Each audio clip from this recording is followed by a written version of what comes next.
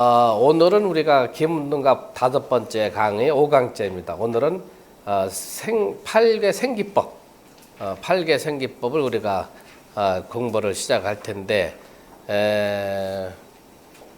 지난주에 이렇게 빠지신 분들은 좀 이번 학문 또 요거는 뭐 단락단락 돼 있는 뭐 분야별로 돼 있으니까 빠지신 부분은 이제 여러분들이 이제 복습을 하시고, 오늘은 이제 8개 생기법인데, 요거는 조금 어제 우리 지난 시간에 공부한 것보다는 좀 공부가 수월할 거예요.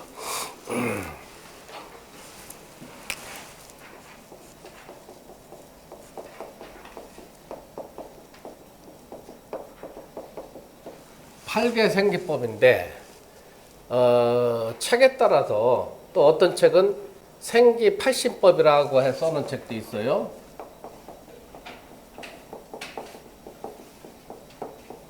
생기 80법.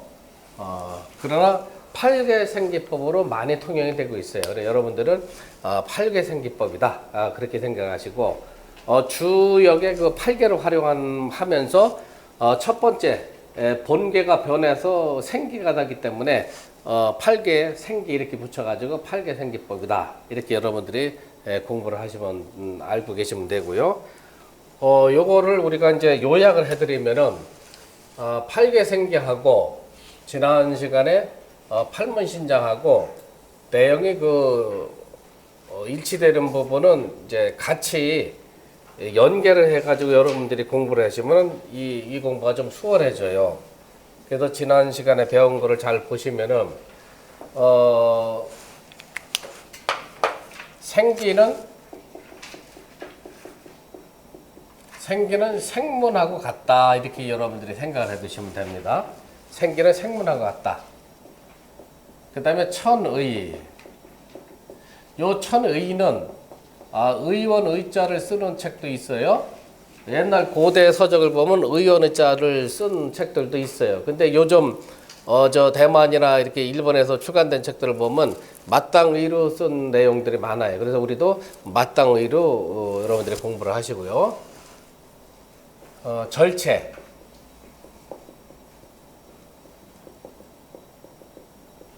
이 천의는 계문하고 속해 있어요. 계문하고 맥락이 같다 이렇게 보시면 되고, 절체는 경문이에요.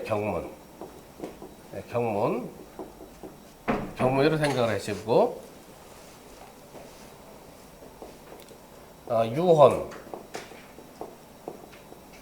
유호는 두문하고 같다고 생각하시면 돼요. 두문.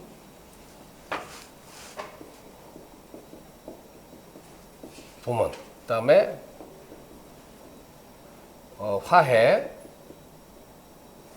화해는 상문하고 같다. 우리가 지난 시간에 이제 일가팔문신장을 배웠으니까 8개 생기하고 팔문신장하고 같이 연계해서 공부하면 이 공부가 좀 빨라져요. 그래서 이렇게 연계해서 여러분들한테 설명을 드리는 거예요. 그 다음에 육중의 복덕은 경문 이렇게 생각하시고, 7번은 절명은 요거는 사문하고 같아요. 사문. 그 다음에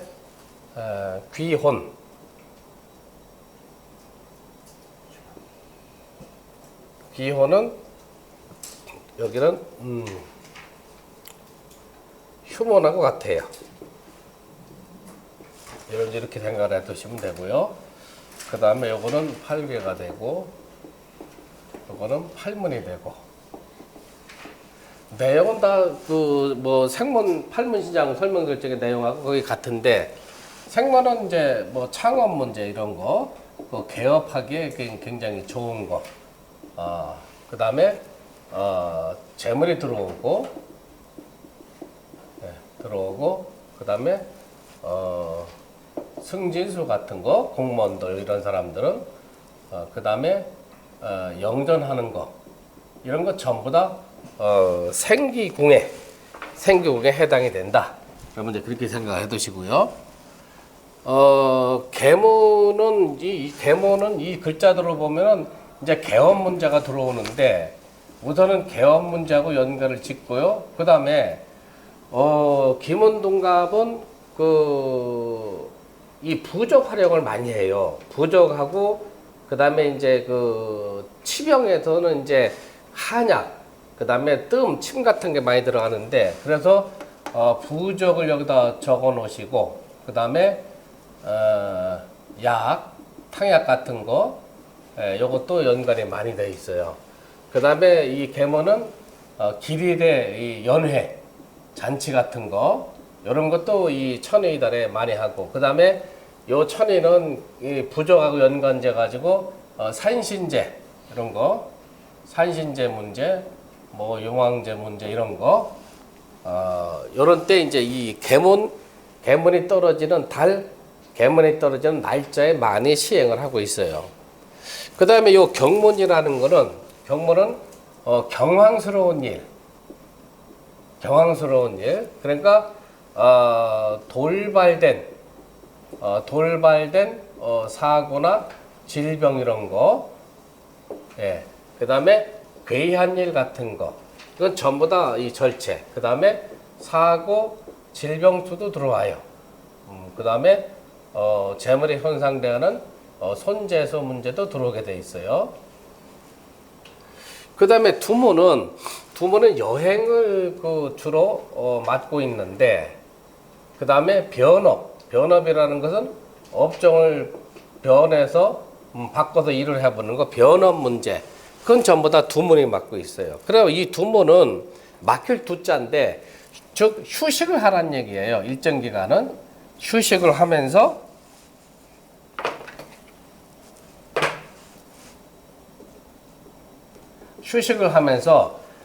다음의 기회를 준비하라 하는 개념이 이 두문의 개념이에요. 그러니까 여행이라는 것도 심신을 좀 쉬고자 하는 의미가 있죠. 그 다음에 변업이라는 것도 지금 하고 있는 장사가 잘 되건 못 되건 간에 새로운 업종을 한번 손을 대보겠다 하는 의미도 들어오는 거예요. 유언은 그런 개념으로 생각을 하시고요. 요 화해라는 거는 요거는 제일 먼저 들어오는 것이 사고, 질병수가 제일 먼저 들어옵니다. 화해. 그 다음에 계약의 파기 문제가 들어오겠죠. 예. 그 다음에 시비 구설이 들어와요. 시비 구설이 들어오고 화해권은 관제권도 들어왔어요. 소송, 다툼 이런 문제가 또 들어올 수가 있어요.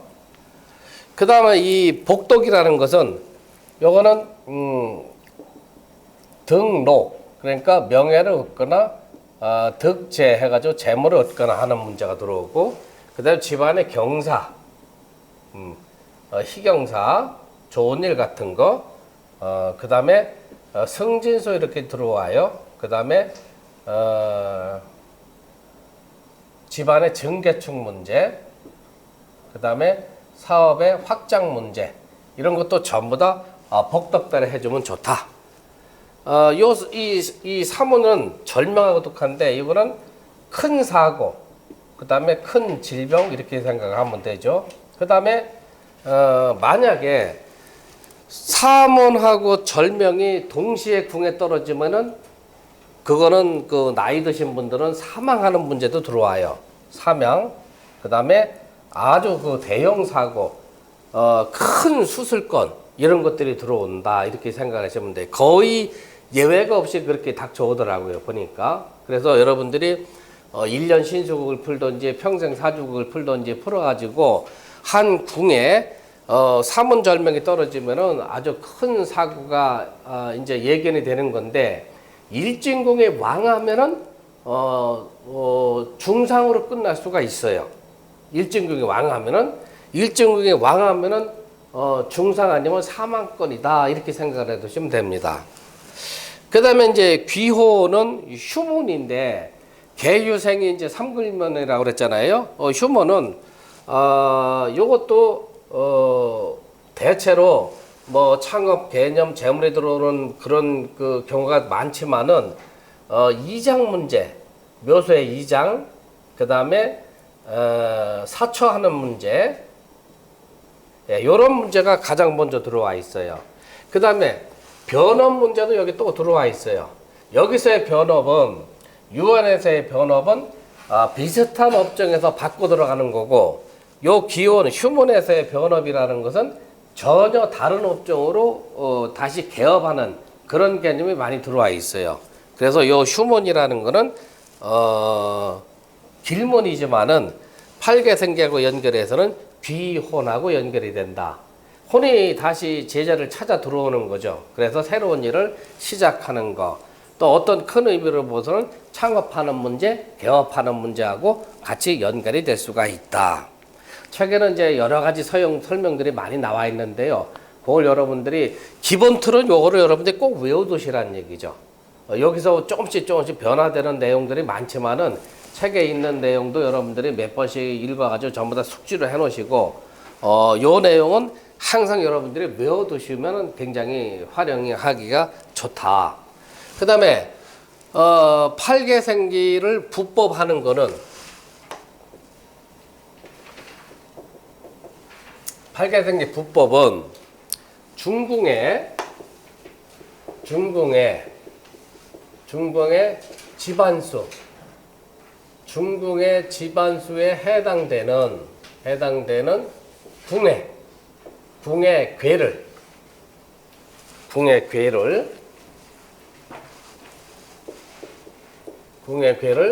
본괴로 하여 팔계생기를 붙인다.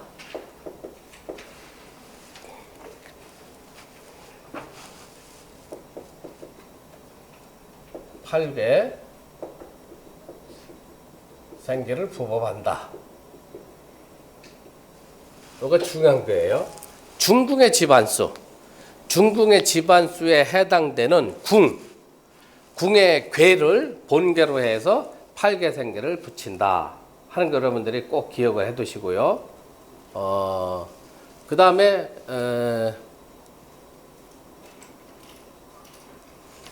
자, 두 번째로는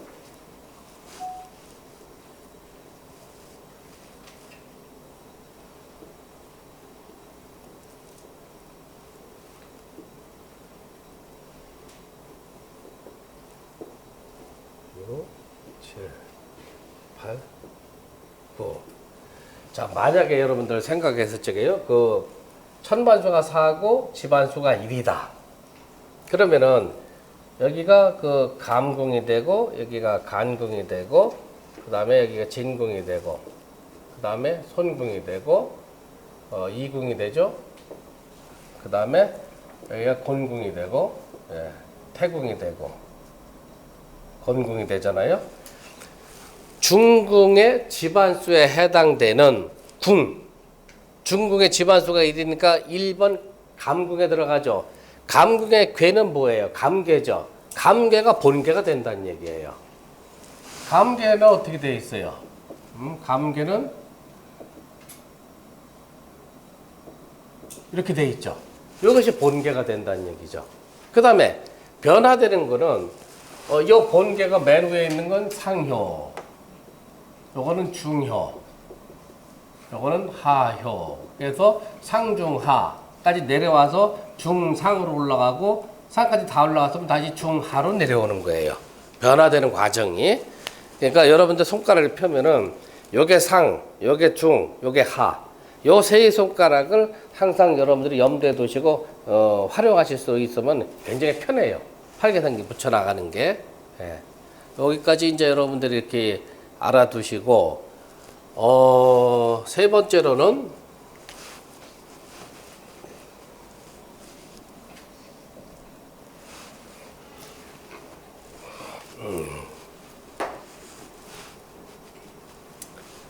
우리가 홍국기문에서는 주로 이제 활용되는 것이 우리가 이제까지 공부한 거, 뭐 책nolo리 시나 아니면 점사코자 하는 일진에 연월기시를 놓고 천집안수를 뽑아서 중궁수로 입시켜 가지고 각궁의 천집안수를 뽑죠. 그걸 홍국수라고 하죠. 홍국수를 제일 먼저 뽑고, 그 다음에 뭡니까? 일진궁의 집안수를 기준해 가지고 육신을 붙였죠. 그렇죠? 그 다음에 팔개생기를 붙였잖아요. 팔문신장을 붙였죠. 팔문신장은 양둔국, 음둔국을 기준으로 해가지고 간궁에서부터 시작이 되는데 3일씩 머무른단 말이에요. 그럼 팔문신장을 우리가 보복을 하는 걸 배웠고, 그 다음에 오늘 이제 팔개생기 붙이는 걸 배우고, 그 다음에 그 12운성 붙이는 거, 그 다음에 12신살 붙이는 거, 그 다음에 태울구성 붙이는 거, 그 다음에 12천장 붙이는 거까지 우리가 공부를 해야 되는데, 태울구성 붙이는 거는 우리가 이제 다음 시간에 하겠지만은, 요 팔개생기는, 어떻게 기본등급에서 적용을 해야 되느냐. 그 문제는 이렇게 생각을 하세요. 이제 중국의 기문에서는, 천시적인 요소,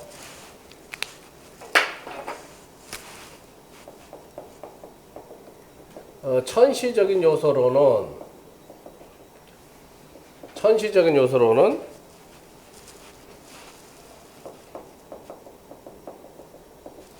첫째가 요거는 태울 구성을 얘기를 해요.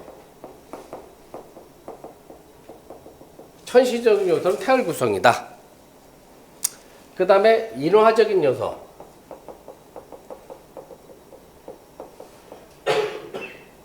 인화적인 요소로는 바로 팔문신장이다.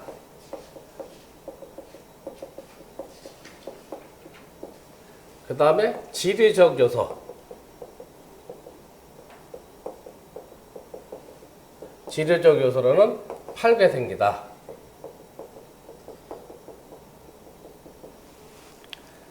자, 그러면은 여기서 인화적인 요소라는 것은 팔문신장을 얘기했죠. 그 인화적인 요소라는 건 뭐냐? 기문에서 변화되는 과정에서 이 집안수, 각 궁에 있는 집안수가 굉장히 중요한 거예요. 그러니까 팔문신장은 항시 집안수를 따라다니게 돼 있어요. 그러면은 천시적인 요소는 하늘의 기운이 들어오는 거고, 지리적인 요소는 궁 자체가 갖고 있는 요소가 들어오는 거고, 인화적인 요소는 집안수가 변동되면서 또 팔문신장이 변동돼서 들어오는 거죠. 그래서 기본에서는 팔개생기도 중요하게 생각하지만은 비중은 팔문신장에다 비중을 더 많이 두게 돼 있어요. 요거는 천시적인 요소라는 것은 어떤 신적인 도움을 요소로 보는 거고, 기문의 기륭을 논하는 건 거의 팔문신장하고 팔개생기에서 판가름이 나게끔 돼 있어요. 조금의 변화를 들어오는 거는 그 태울구성이다. 그래서 요거를 제가 이제 여러 책들을 읽어보고 분석을 해보니까 아마 여러분들이 이제 공부를 하실 적에는 요 태울구성에 대한 요소는 한 20% 정도의 비중을 두시면 될 거예요. 20%. 그 다음에 인화적인 요소 팔문신장에다가는 한 50%의 비중을 두시고, 지리적인 요소 팔개생기에다가는 한 30% 비중을 두시면 될 거예요. 그러면은 이게 이제 세 개 합해서 100%인데, 사람들마다 조금의 차이점이 있어요. 어떤 분들은 팔문신장에다 50%, 팔개생기에다 50% 비중을 두는 분들도 계시는데, 제가 이제 그 공부한 바로서는 인화적인 요소가 팔문에서 좌우되는 역할이 굉장히 커요. 비중이 굉장히 커요. 그러니까 팔문신장에다 50% 비중을 두고, 그 다음에 팔개생기에다 30%, 태울구성에다 20% 비중을 두고 여러분들이 그 홍곡기문을 공부하게 된다면은 어떤 사안에 대한 기륭을 판단할 적에 그래도 정확하게 판단을 내릴 수가 있다. 이렇게 생각을 해 두시면 될 겁니다. 다른 인터넷 강의에서는 이런 얘기가 안 나오죠.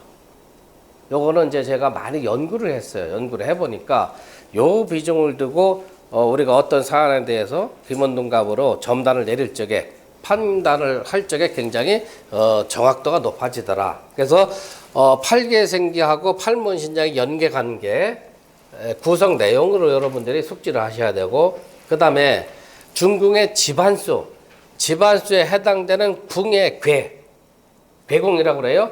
그 괴궁을 본계로 놓고 일상생계, 이중천의, 삼화절제, 다중유원, 오상화의 육중복덕, 칠화절묘, 팔중기원 요 순서대로 팔개생기를 부법을 하고, 그 다음에 우리가 실지 해단이라고 하죠.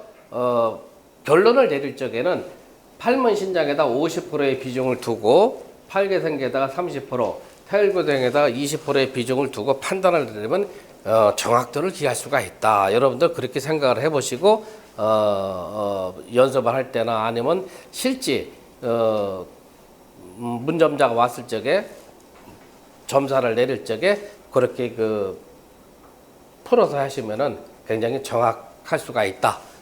저는 그렇게 생각이 드는 거예요.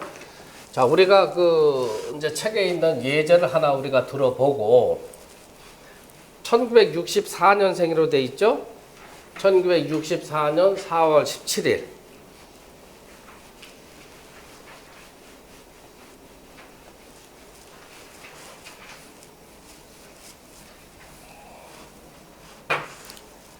자, 남자 음력이에요. 1964년 4월 17일 사시생. 사시생이라고도 하고 이 사주를 볼 적에 사시생이라고 하고, 만약에 사시에 어떤 사람이 점을 보러 왔다 하면 점을 보러 온 시간 그 사시라고 놓아야 되는 거죠. 마찬가지입니다. 사시에 태어났으면 우리가 1년 신속이거나 평생 사족을 보는 거고, 만약에 사시에 어떤 사람이 와서 어떤 문제에다 묻는다 하면은 이건 점사국이라고 하는 거예요. 여러분들 그렇게 판단하셔가지고 여기다 한번 풀어보세요.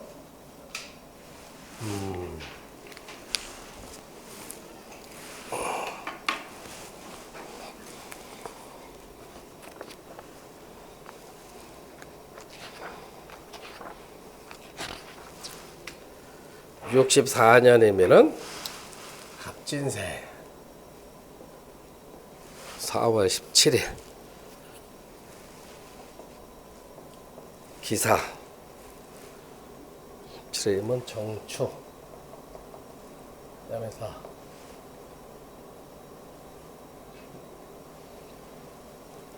을사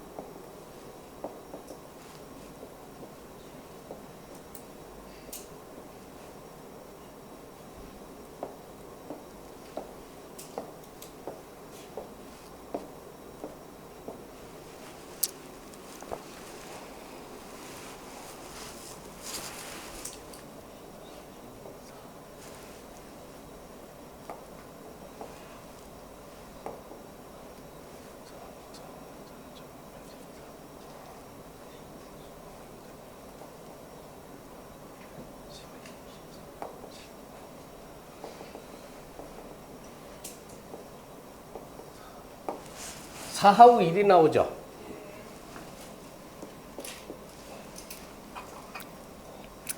자, 또 여러분들이 손바닥을 펴보세요. 수장도로 또 한번 해봅시다. 여러분들 이 수장도를 수도 없이 연습을 해야 돼요. 자, 천반은 갑이니까 여기서 갑이 떨어지죠. 그 다음에 월간은 기토죠. 갑을 병정 무기 여기 떨어지죠. 일간은 정이죠. 갑을 병정.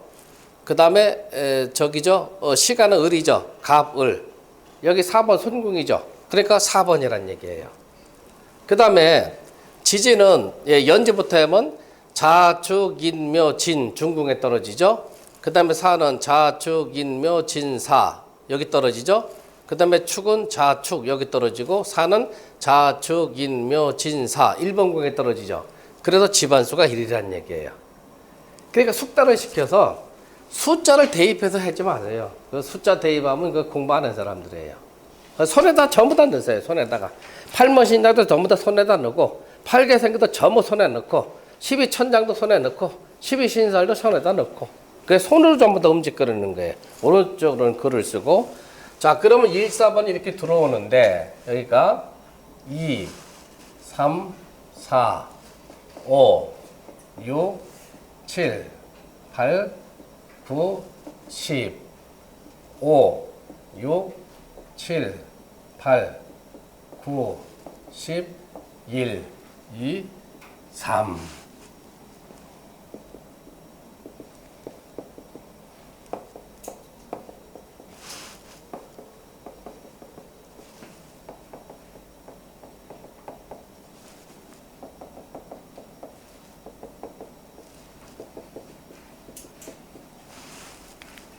자, 참고로 여기 또 보세요. 여러분들 그 시중에 있는 이제 그 김은동가 프로그램을 보면은 프로그램을 만든 사람에 따라서 전부 다 내용이 차이가 많이 나요.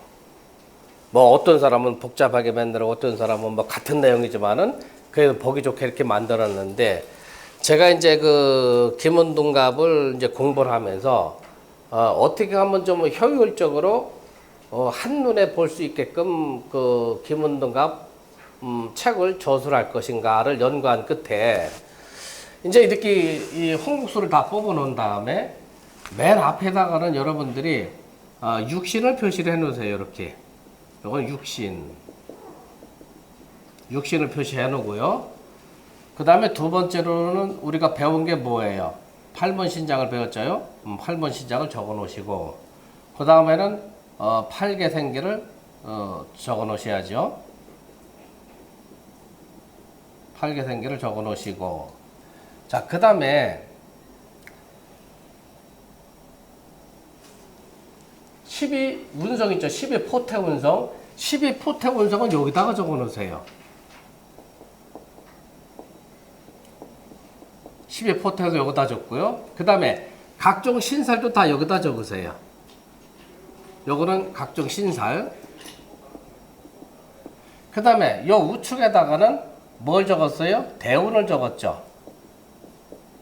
대운을 적고, 그 다음에 여기다가는 사진 동처를 적었죠.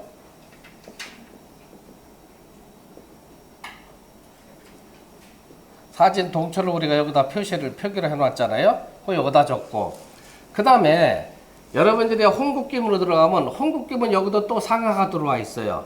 이 홍국기문은 왼쪽으로 나가지고 여기 천반은 여기는 천반 623기라고 우리가 이제 공부를 하게 될 테고, 여기는 지반 623기가 들어가요.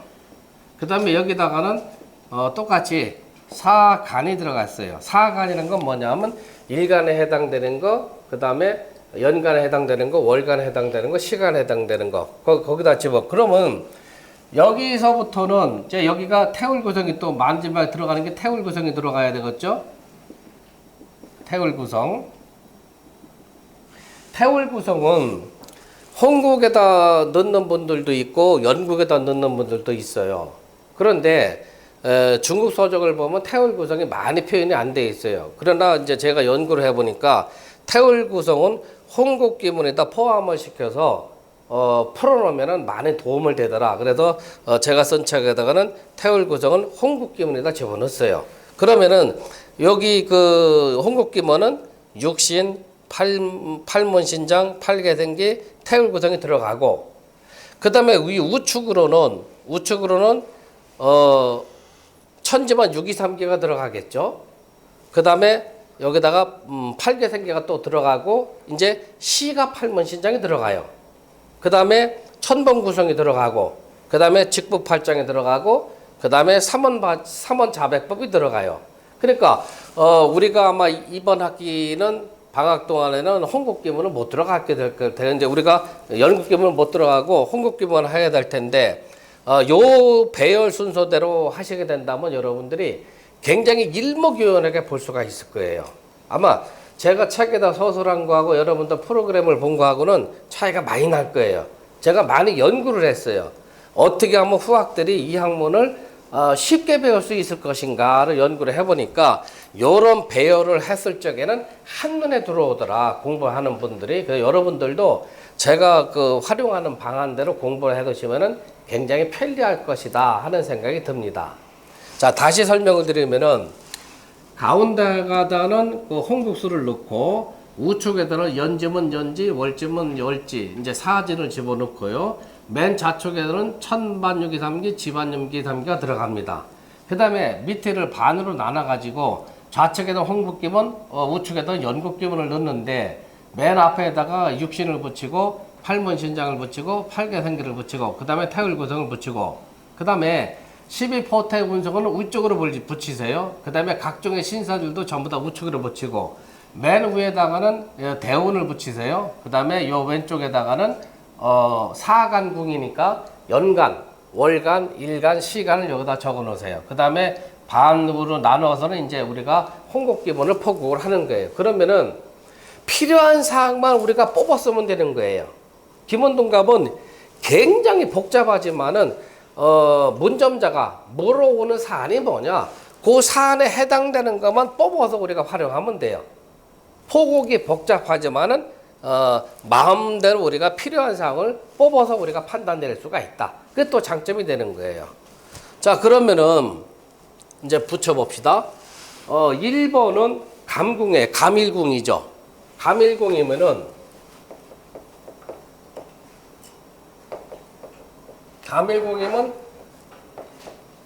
요게 번개가 되는 거예요. 번개. 자, 일상변 생기라고 그랬어요. 첫 번째는 일상변에서 생기를 붙여라. 여기서 일상변은 음이 양으로 바뀌어 들어가는 거죠. 변화시킨다는 거는 이렇게 돼 있어요. 그럼 이거는 손화전이니까 이 손괴가 들어가죠. 그럼 여기다가 육신 팔문신장 그 세 번째에다가 생기 이렇게 여러분들이 붙이세요. 생기. 그 다음에 두 번째로는 이중변 해가지고 천의를 붙여라. 이거는 이제 이게 상효, 이게 중효, 이게 하효 이렇게 되니까 가운데를 변화시키려 했으니까 맨 위는 양이고 가운데 양을 음으로 변화시키고 맨 밑에는 그대로가 되는 거죠. 그러면 여기가 어디가 들어가요? 여기가 간궁에 들어가는 거죠. 그래서 여기다가 여러분들이 천의 이렇게 붙이세요. 천의 이렇게. 그 다음에 삼하변 절체.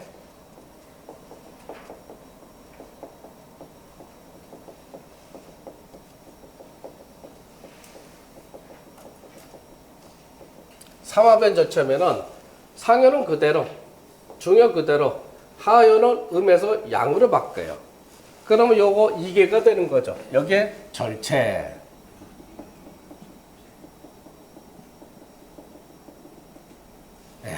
그 다음에 사중변 유혼.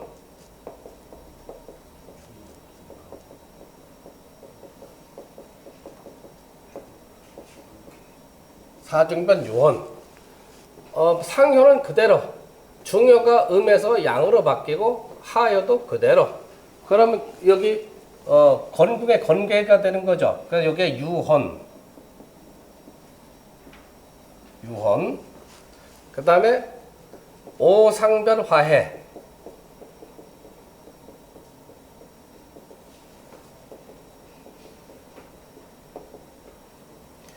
맨 상효가 양에서 음으로 바뀌는 거죠. 중효는 그대로, 하효도 그대로. 그러면 태계가 들어오죠. 태계 화해. 그 다음에 여섯 번째는 가운데가 바뀌는 거예요. 육중변. 육중변의 복덕. 상효는 음효 그대로, 중효가 양에서 음으로 바뀌고 하효는 그대로. 그러면 진괴가 되죠. 진괴 복덕이 들어오는 거예요.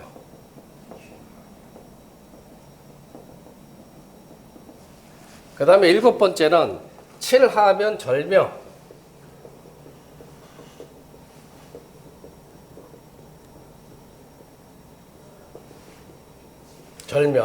상효는 그대로, 음효 그대로, 중효도 음효 그대로, 하효는 양에서 음으로 바꾸라 했으니까 음효가 되는 거죠. 그러면 이건 곤괴가 들어가요. 그래서 여기에 절명. 그 다음에 팔중변 복덕. 여덟 번째는 팔중변의 귀혼이죠. 복덕이 아니고 귀혼.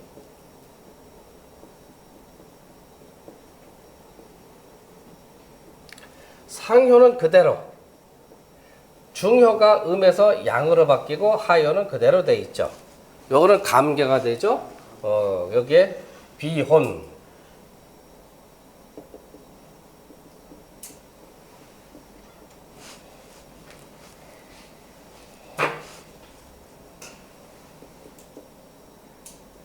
귀혼.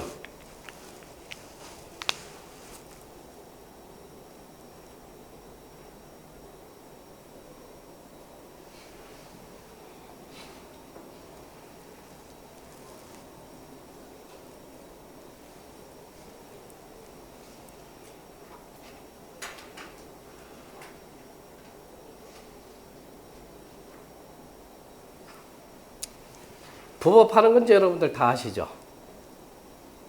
그래도 좀 복잡합니까? 응.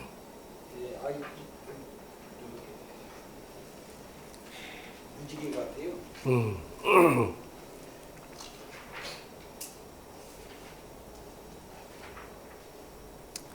자, 그러면 이제 이걸 이렇게 해보세요.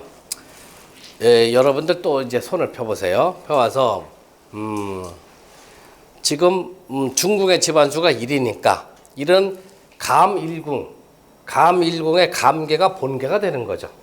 그럼 감중년이니까 상중하, 요거는 붙은 거 양요, 요건 떨어진 거 음요, 요거는 양요, 떨어지면 음요, 요건 양요, 떨어지면 음요. 감중년 여기서 출발했죠. 본계에서 일상변생기, 위에 떨어진 걸 붙이라고 했죠.